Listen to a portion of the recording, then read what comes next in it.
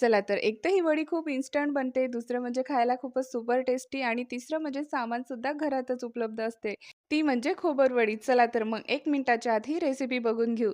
तर सर्वात आधी पॅनमध्ये मी इथे 2 कप दूध घेतलंय. दूध छान गरम झाल्यानंतर त्यामध्ये आपल्याला 2 वाटी साखर घालायची आहे.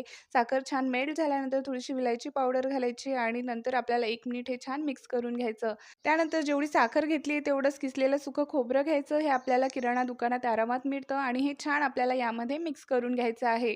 वडी छान सॉफ्ट व्हावी म्हणून दुधावरची 2 ते 3 चमचे साय छान फेटून यामध्ये घालायची. सोबतच थोडासा येलो फूड कलर घालायचा आणि छान मिक्स करून घ्यायचं. नंतर एका ताटाला थोडंसं तूप लावायचं आणि तयार मिश्रण घालून छान सेट करून घ्यायचं. वरतून थोडेसे आवडीनुसार ड्रायफ्रूटचे काप घालायचे, थोडंसं प्रेस करायचं आणि 4 ते 5 मिनिटातच आपल्याला याच्या छान वड्या पाडून घ्यायच्या आहे. जास्त वेळ झाला तर त्या ड्राय होतात. तुम्ही हवं असल्यास फ्रिजला सेट करू शकता. तर मस्त इथे खोबरवडी बनून तयार आहे. प्लेटमध्ये सर्व्ह करा, एन्जॉय करा. सोबतच चॅनलला सबस्क्राईब करा.